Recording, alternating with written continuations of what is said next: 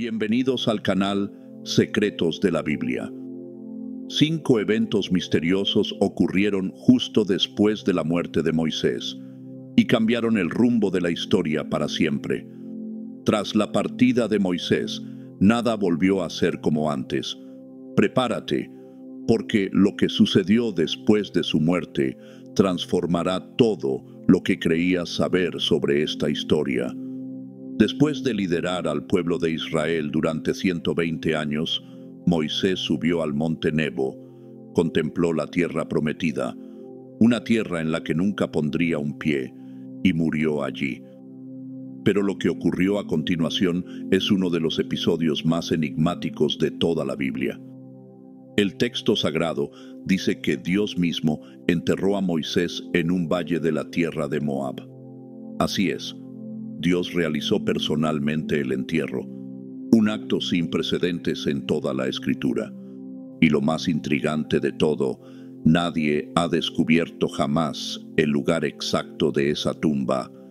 La historia se vuelve aún más sorprendente cuando leemos en el breve libro de Judas, versículo 9, que justo después de la muerte de Moisés ocurrió una intensa batalla espiritual. El arcángel Miguel y Satanás se disputaron el cuerpo del profeta. Pero, ¿por qué Satanás estaría tan interesado en ese cuerpo? Los estudiosos han propuesto teorías fascinantes. Una de las más aceptadas sugiere que el diablo quería convertir la tumba de Moisés en un lugar de adoración, desviando así al pueblo hacia la idolatría.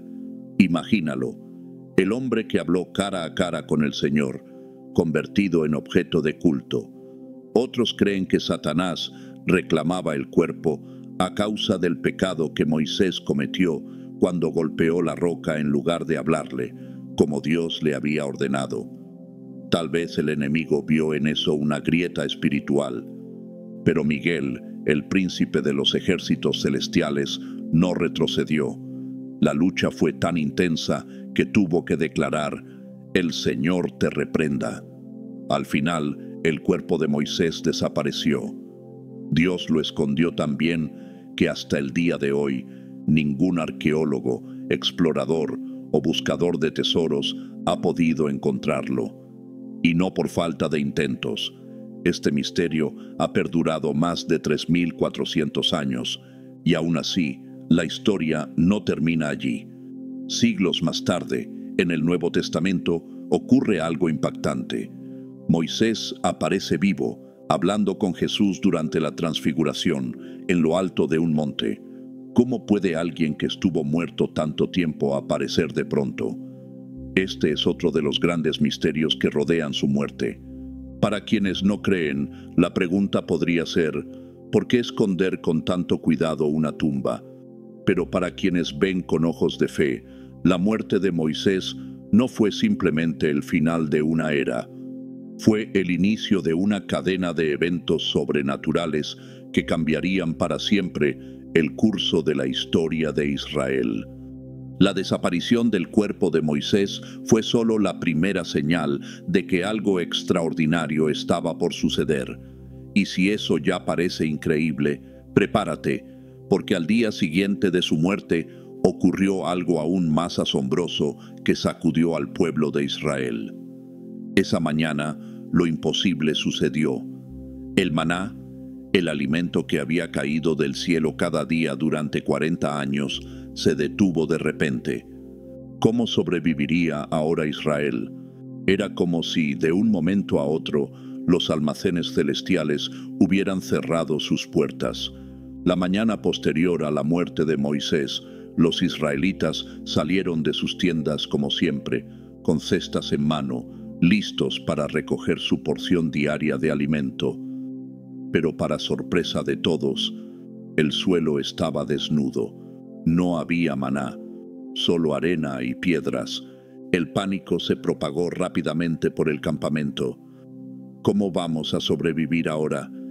Era la pregunta que se escuchaba por todas partes. Durante 4 décadas, ese pan celestial, una sustancia blanca con sabor suave a miel, había sostenido a millones de personas. Era su sustento diario, La prueba tangible de la provisión divina no requería cultivo, ni trabajo, ni cosecha. Era literalmente comida del cielo. Pero con la muerte de Moisés y la entrada del pueblo a la tierra prometida, todo cambió. El maná cesó en el mismo momento en que cruzaron el río Jordán. Era como si Dios estuviera diciendo: ahora tienen una tierra, es hora de cultivarla. La transición fue drástica. Un pueblo acostumbrado a vivir de la provisión directa del cielo ahora tenía que aprender a trabajar la tierra. La rutina de simplemente recoger alimento fue reemplazada por la de arar, plantar, regar y esperar. La agricultura, que nunca había sido necesaria en el desierto, se volvió esencial. El choque fue tan grande que muchos comenzaron a quejarse contra Josué, el nuevo líder. Con Moisés teníamos comida garantizada, murmuraban. ¿Nos ha abandonado Dios?, preguntaban otros. Pero Josué se mantuvo firme. Sabía que la tierra prometida era una tierra de abundancia, de leche y miel, pero también una tierra de responsabilidad. La era de los milagros diarios había terminado. Ahora era tiempo de plantar, trabajar y conquistar. Los primeros meses fueron los más difíciles. El pueblo tuvo que racionar el poco maná que había sido almacenado. Algunos pasaron hambre, otros, desesperados, volvieron a comer los mismos alimentos simples que tenían en Egipto. Fue un impacto cultural y económico profundo. Pero entonces ocurrió algo extraordinario. En el momento de la primera cosecha, descubrieron que la tierra realmente estaba bendecida. El trigo crecía más alto, las frutas eran más dulces, los olivos producían más aceite. Era como si la tierra misma estuviera compensando cada año de espera en el desierto. El fin del maná no fue abandono, fue transición. Dios no los había dejado, solo los estaba preparando para una nueva etapa. La muerte de Moisés marcó no solo el fin de una era, sino el comienzo de una etapa en la que la fe y el trabajo caminarían de la mano. Aún así, muchos israelitas echaban de menos el maná. Había algo profundamente especial en recibir alimento directamente del cielo. Esa provisión diaria no era solo sustento físico, era una conexión constante con lo divino, un recordatorio diario de que Dios estaba allí cuidando de cada detalle. La relación entre Dios y su pueblo pasó por una transformación profunda. Ya no era una relación de dependencia infantil, sino de asociación madura. Dios ofrecía la tierra. El pueblo, a su vez, tenía que cultivarla. Dios seguía bendiciéndolos, pero ahora debían administrar lo recibido con sabiduría. Como memorial de aquel tiempo único, el último frasco de maná fue colocado dentro del arca del pacto, una reliquia sagrada, símbolo eterno de que hubo una época en la que el cielo alimentaba a la tierra todos los días. Pero ese tiempo terminó con la muerte de Moisés, y ese evento trajo una lección poderosa. El final de un milagro no es necesariamente un signo de abandono. A veces es una señal de crecimiento. Israel estaba listo para vivir un nuevo capítulo, uno donde la fe no se revelaría esperando que el pan cayera del cielo, sino confiando en que Dios bendeciría el esfuerzo diario de trabajar la tierra. Y si eso ya parece profundo, algo aún más radical cambió con la muerte de Moisés, la forma en que Dios se comunicaba con su pueblo. Nunca más nadie tendría una conversación cara a cara con el Creador como la tuvo Moisés. Imagina perder la señal de tu teléfono justo en medio de una llamada crítica. Ahora multiplica esa sensación por 1.000.000. Así se sintió el pueblo cuando Moisés desapareció. Durante 40 años, Moisés tuvo un privilegio sin igual. Hablaba con Dios como un amigo habla con su amigo. Cuando surgían preguntas, subía al monte y regresaba con respuestas. Cuando estallaban conflictos, entraba en la tienda de reunión y volvía con dirección divina. Era como tener una línea directa con el cielo.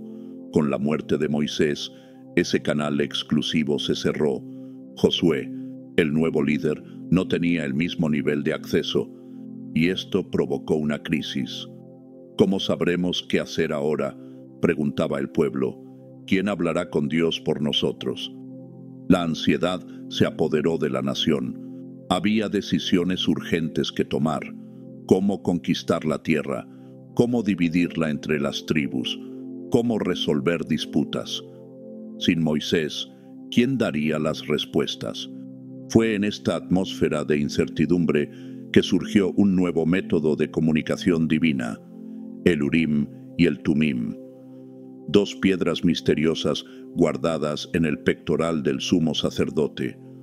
Funcionaban como instrumentos de revelación divina, ofreciendo respuestas simples, generalmente sí o no, para preguntas críticas y específicas. La muerte de Moisés marcó así el fin de una era de milagros visibles y conversaciones directas con Dios, pero también el comienzo de una nueva etapa, una fe más madura que requería esfuerzo, discernimiento y una confianza continua en que Dios seguía presente, incluso cuando hablaba de nuevas formas. Imagina la transformación radical, pasar de conversaciones detalladas con Dios a respuestas binarias a través de piedras. Era como cambiar un teléfono inteligente por señales de humo.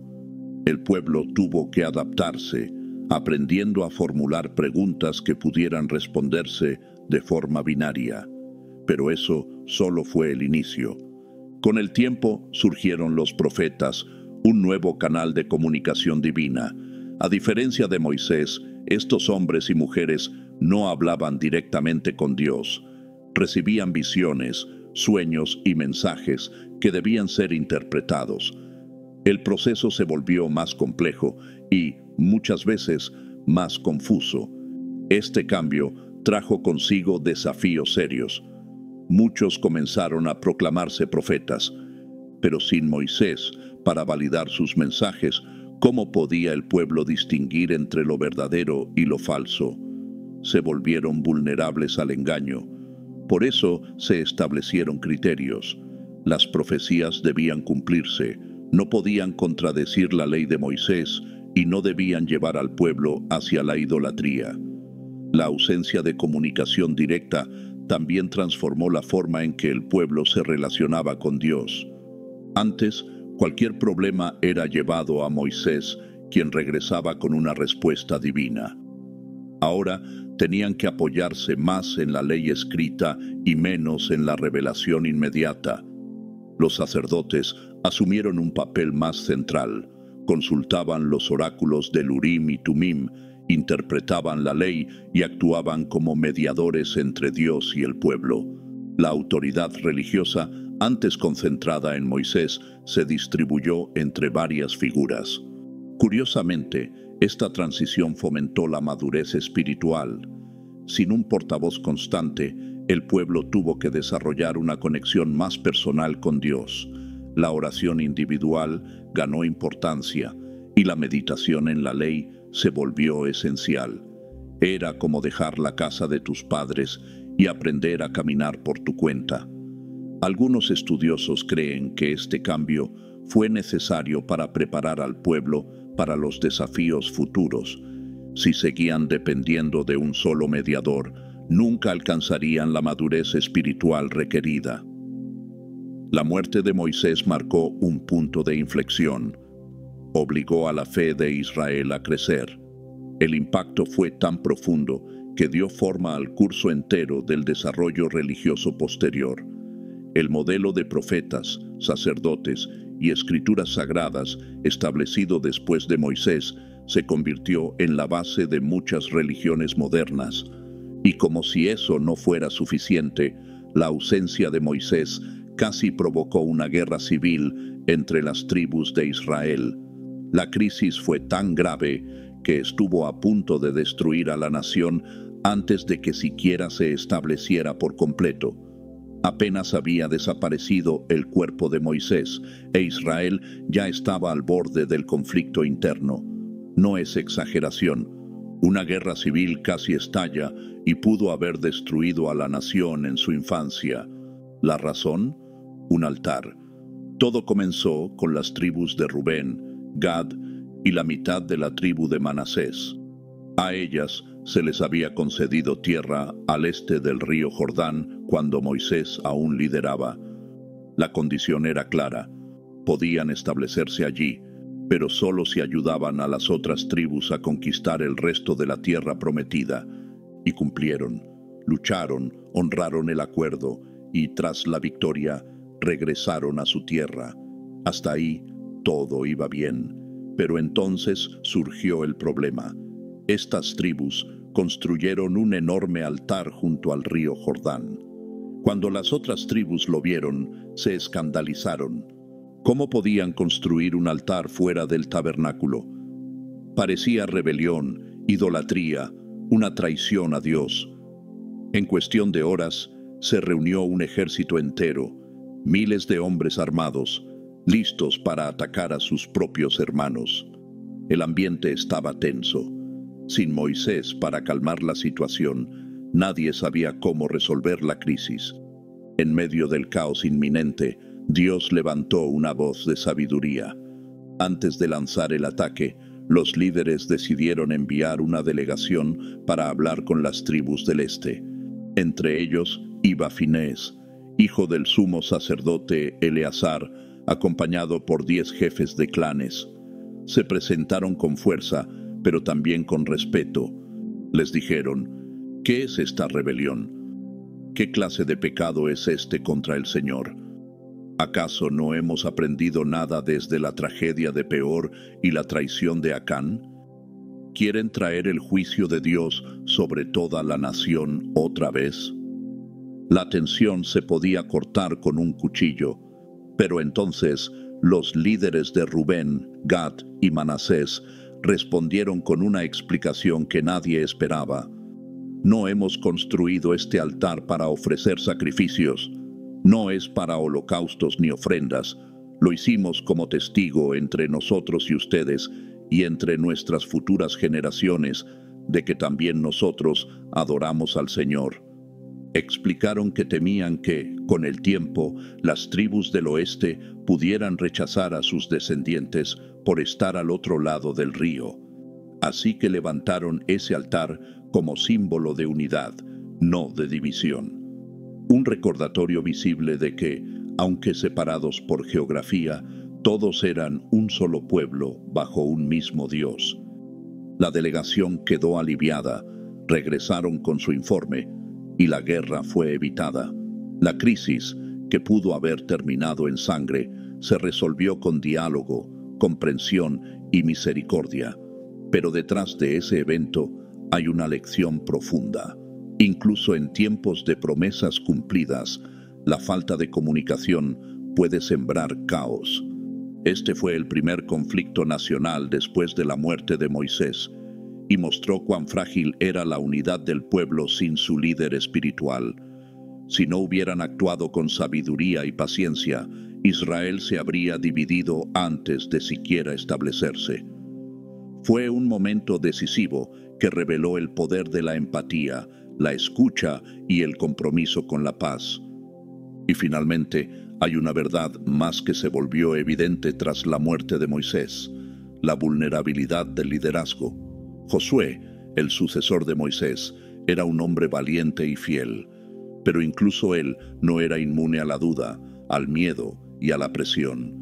Al asumir el mando, Dios tuvo que decirle repetidamente: esfuérzate y sé valiente, no temas, yo estaré contigo como estuve con Moisés. Estas palabras revelan algo profundo.